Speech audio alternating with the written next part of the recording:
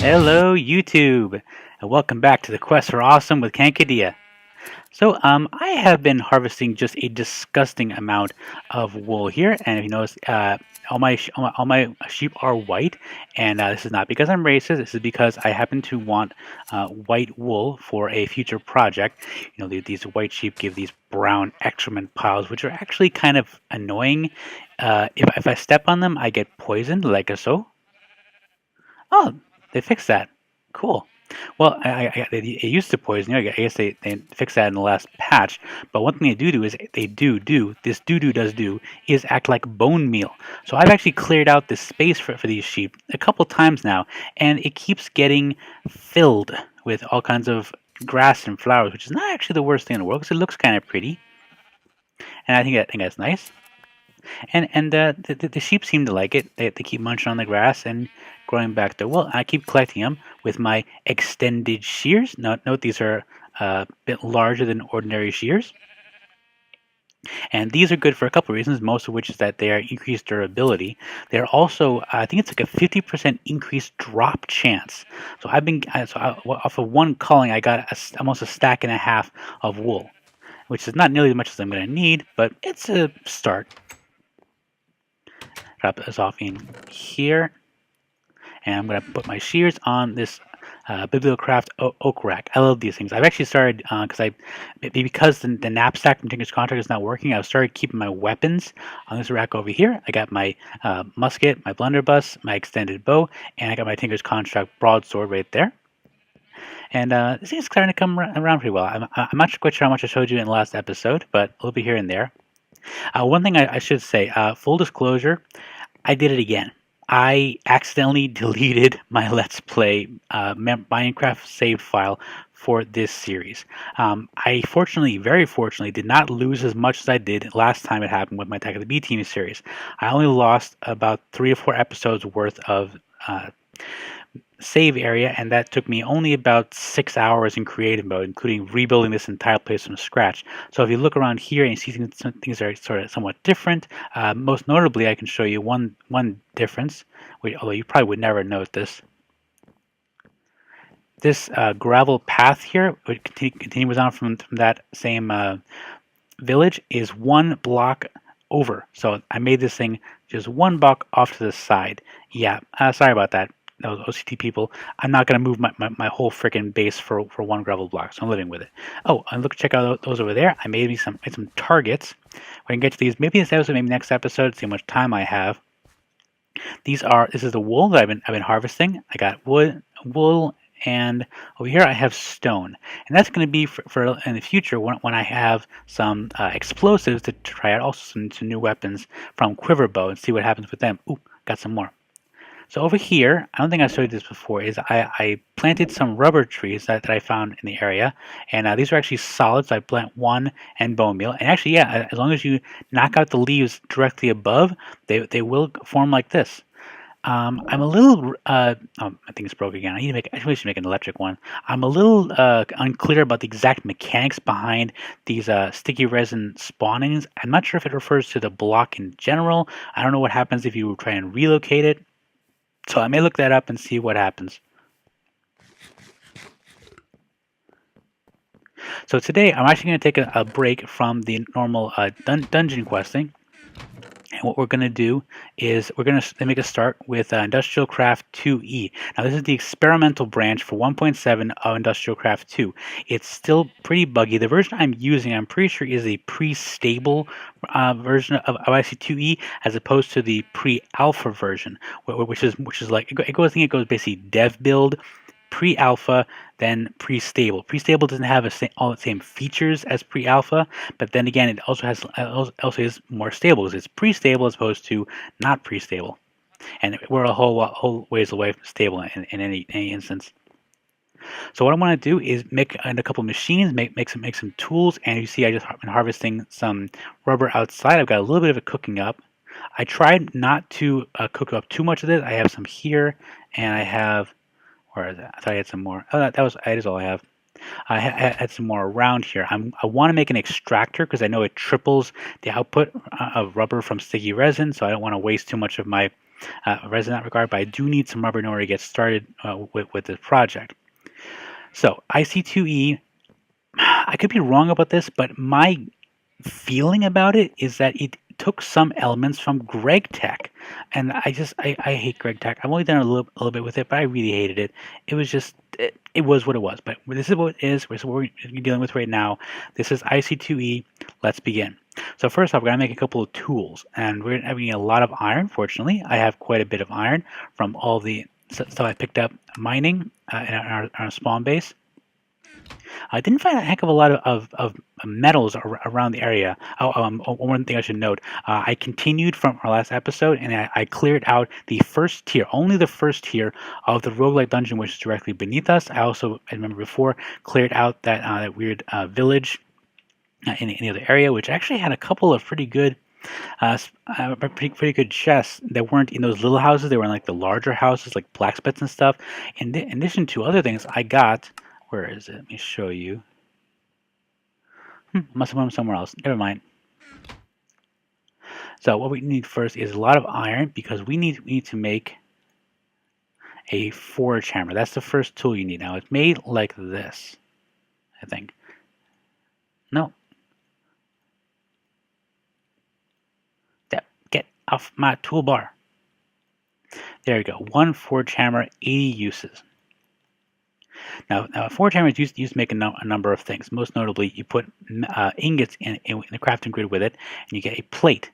I actually need, I believe, to make the first item we're gonna make, which is a cutter. The next item, the item here, we're gonna need iron and iron. So I want to make sure of that. So 3 of these, 1 of these, 3 plates. So you took a little bit of durability. I like that it has uses left, not just the amount. That it helps plan. Unfortunately, it only has one version of the forge hammer. You can't make a diamond one for give it more uses, but what are you gonna do? So I think it's 1, 2, 3, and 1, 2. Give us cutters. Now cutters are used for a couple different things. Most notably, they're used to make wire. They're one of 2 ways, and actually 2E to make wire, and the other way being the metal former, which we're not going to make right now. We're also going to need to make a wrench, and this is for emergencies. Hopefully I won't need it, but you might as well make it just in case. And you make this using bronze. Now bronze is it's a little tricky sometimes to make, but what I have here is I think it's a 2 to 1 of 2 to 1 of aluminum and tin. I think that's right. Bronze, aluminum, tin. No, copper. Sorry, my fault. 2 to 1 of copper and tin. I have some tin left over. So I'm just going to make a little bit more here. As you can tell, I've been smelting a whole lot of iron because we're going to need it. And I got this here. Oh, if you notice, this is a slightly different configuration than the last episode. I did put 2 of these basins here. It's just a little bit faster. I mean, I know I'm not going to use this thing in long term. I want to make what we're going to make today and use that as our primary method of ore doubling materials, but it's just handy. I mean, the fact I didn't make it 2 layers, I might as well make it 2 basins so I can do mass production of stuff like bronze. There we go. This is bronze. Again, I'm pretty sure this is Tinker's Construct bronze, but I am pretty much positive we can use it for what we want to do with it. Let's see here. So we want to make the wrench, and there's a whole different other kinds of wrenches here. I am pretty sure it's this wrench because it also includes a recipe to make it into an electric wrench. So it's going to be bronze ingots in the sort of a Y shape. And if that doesn't work, I'm going to be irritated. Yes, it does work. Cool.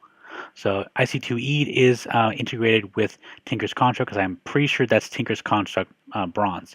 Always nice to see that. So we have a wrench, we have a cutter, and we have you just actually showed me out. I showed you outside what we use a tree tap for, and I'll probably maybe get some more rubber if I need to along the way. But we are in good shape to start making our first machine, which I think is going to have to be a generator, and the reason is twofold.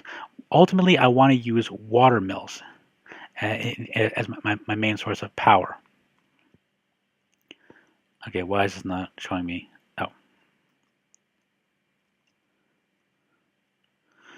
Okay, here we go, generator. I'm going to need to make a whole bunch of these, which is this. So we need to make iron, it's iron furnace, iron plates and an RE battery. But I think there's more. Okay, so here's what I was saying before. You need generators in order to make 2 water mills. We're actually going to make 4 water mills per layer.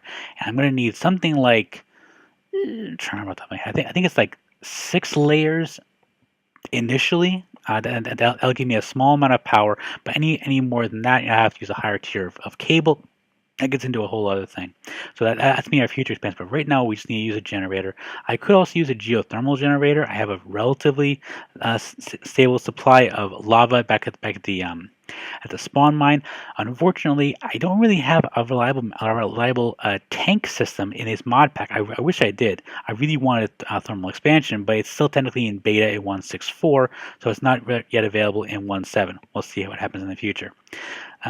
Okay, so iron furnace, make the generator, but I thought it was a second. Yes, here it is. Okay, so you can also take an RE battery, machine casing, and a furnace in order to make the generator. I think that's what we're going to do. So we're going to need a whole bunch of batteries. I mean, ultimately, I think we're going to need like 20 of these things. No, that's not right. 10. Yep, let's say I make 10 off the top of my head. So we need furnaces, we need batteries, and basically machine casing. Machine casing, if you can navigate this system here, a little tricky. And it's not showing me. Okay, so let's try up here. Basic machine casing is hidden. Ah, there we go. Okay, so it's just 8 iron plates per machine casing. So this is why I said we're going to need a lot of iron. So 8, so that would be 8. Cool.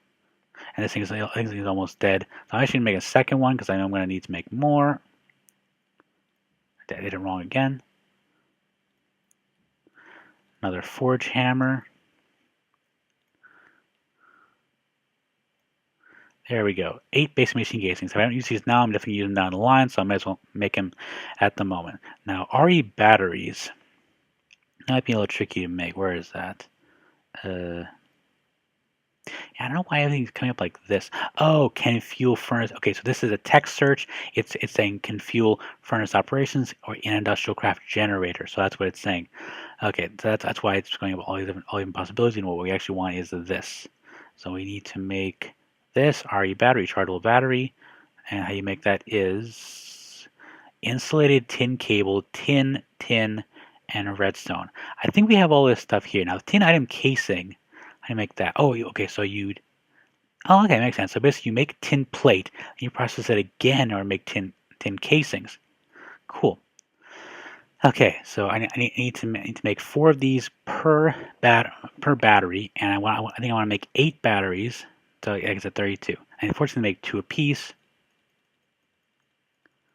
So we should have enough. I'm probably going to need more in the future, but I already used up 1 hammer, and this is the second one.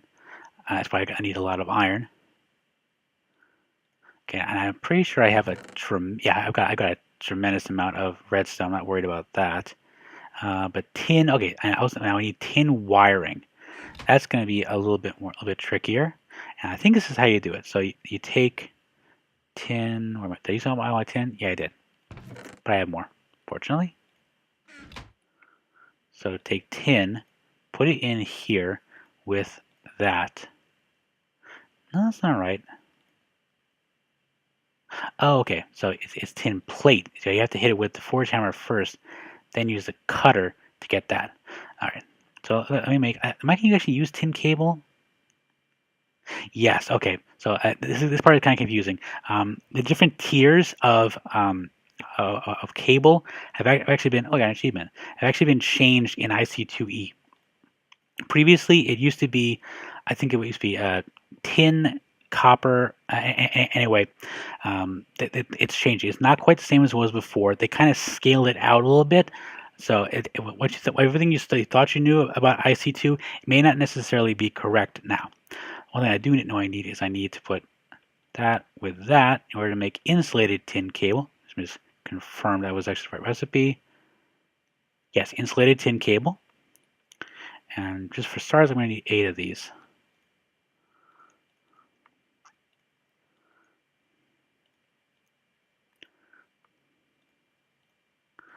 There we go. 8. Oh, they do stack. Nice. 8 RE batteries. I remember, wasn't it not too long ago when RE batteries didn't stack on each other? Hmm. Okay, so we have rechargeable batteries. Now we need to make the generator. And I think the best way is going to be the furnace, machine casing, and that. So we're going to need 8 furnaces. Fortunately, I have a little bit of stone. And this should give me 8, because 8 times 8 is 64.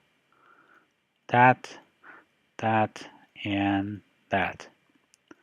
8 generators. Nice. Okay, and there's different ways I'm going to do this. Ideally, like I said, I want to have the water mill in here. But for now, I'm going to have to use this generator, which functions off of, like just like a regular furnace, you imagine, of a coal and that kind of stuff. But I think I kind of want it. Let's see. This is actually going to run across the ceiling, ideally. Okay, I'm trying to visualize this. This goes here. I wanted to let it go up and across. So really, it should be maybe here or off center. There. Okay. Sorry, let me check something here. Sorry. Okay, this is going to be trickier than I thought. So one generator actually only outputs 10 EU per tick. And that's pretty small considering what I want to do is basically a small operation that's going to ideally require something like 60, about 190 EU per tick max. So this thing is going to be really, really slow. And I'm tempted to just use a couple just to be on the safe side. You know what? Yeah, I might do that. So I'm actually going to use 4 of these generators right now. It might be overkill, but I don't think so. So four of these cables, maximum output at 10 EU per tick, and insulated. I'll use insulated. The main difference between insulated and non-insulated, as far as I can tell, it has to do with the amount of EU loss per per length, and there is loss. So putting those in here. I'm pretty sure this will not cause a short. This is IC2E experimental, and so it's pretty stable there. I'm fairly confident that the explosions have been turned off of this thing, but not totally sure. So I'm actually going to move on to the assumption that they are not turned off, but they probably are. Okay, I need some more rubber. Be right back. This should do it. Okay, cool. So we have the 4 generators hooked up here via an insulated tin cable. Insulated tin cable takes a maximum of 32 EU per tick. These will generate a total of 40.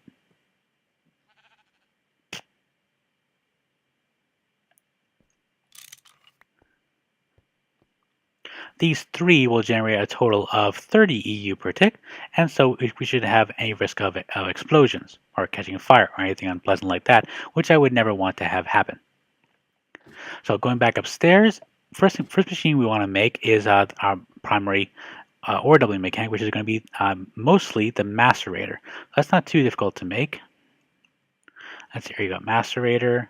We're going to need flint, another machine casing, cobble, electronic circuit. Electronic circuit is copper cable, iron plate, and redstone.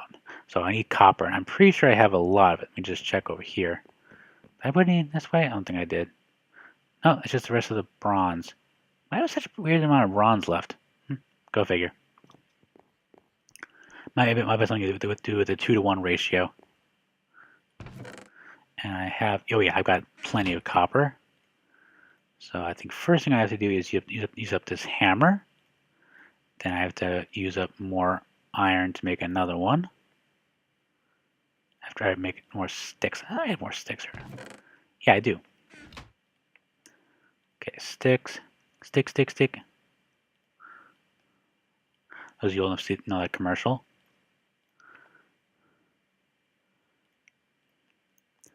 Where is it? I just had a second ago.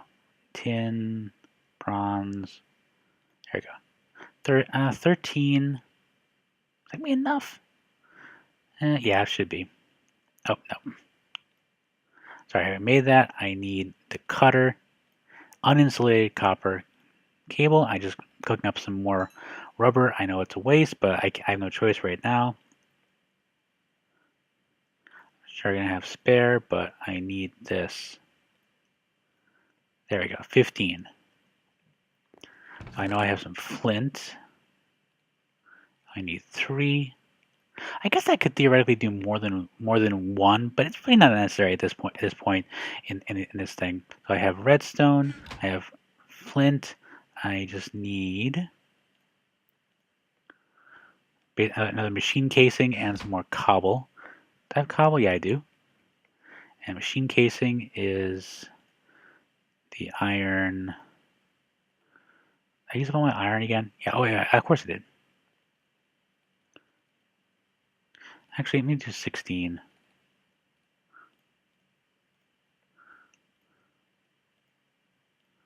I think that's it, yeah. Oh, for those of you who are wondering why I don't simply click here to move things in and out, that's because unfortunately on my computer, if I do that, it moves my mouse like a ½ inch to the side, and it's very jarring. So this should be enough. That I really miss NEI. I hope it gets updated fairly soon. Is that it? No, that's not it. 1 macerator. And we got an achieve for that. Cool. So macerator is going to hook up right here for a slot. This thing is connected. So now the macerator can handle, I believe, 32 or 30 maximum EU per tick. So right now it would be taking the full load of all this stuff here. I'm wondering if I should build a bat box. It's probably a smart idea, actually. It's never a good idea to put things directly closer together, even though I know for a fact, and I'm pretty sure at least, no, not for a fact, I'm pretty sure this thing will not explode. However, it might explode, and that's enough to make me, second guess myself. So how do you make a bat box? I think a bat box might be the right one to do because I don't think we need anything bigger than that at the moment. Eventually we will. Here we go. Bat box is that 3? Yes, 3 RE batteries, insulated tin cable. Okay, I'm going to knock this thing out quickly and be right back. And 1 bat box. And I'm hoping this is going to be enough because I just used up most of my rubber. I don't want to go into my resin if I can avoid it. Let's head downstairs and move some of this stuff around. Fun fact, I learned that the most efficient tool for removing cable in Industrial Craft 2 is actually the chainsaw. Go figure. So I think, I'm trying to remember, this thing, I think this thing has an output and input section. So I'm not sure it might be a good idea to put it here, but I don't want to have too close either. Okay, put it here. So we're going to have this like so. Okay, did that work?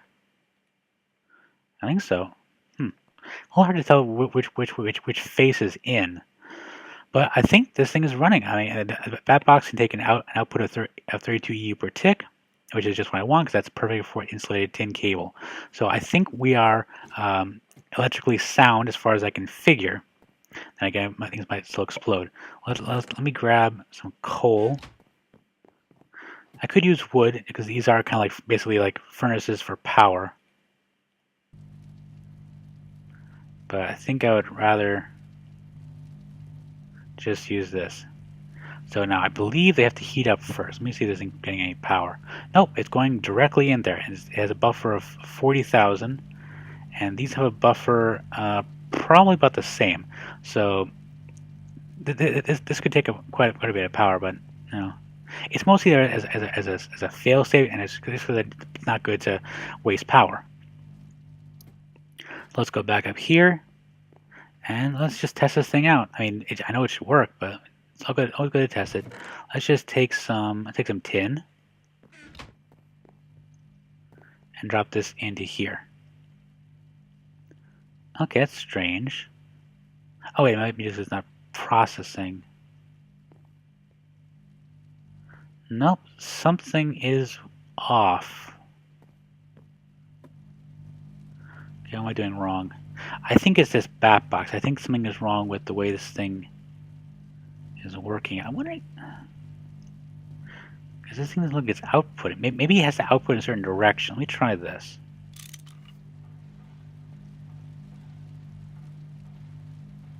Oh, okay, I think it's working because it looks like it's taking power from somewhere. So I think that a yellow dot, yep, that was it. Okay, the white dot is the output. So this thing is about to produce our first bit of crushed tin ore. Faked out, didn't I? You thought that was going to be tin dust. It's not. They changed the way that IC2E functions in terms of how it creates ores. Now you could, I believe, put this in a furnace and get out the same thing you do with dust. Let me just double check. Yes, so this it does at this point we do actually have ore doubling.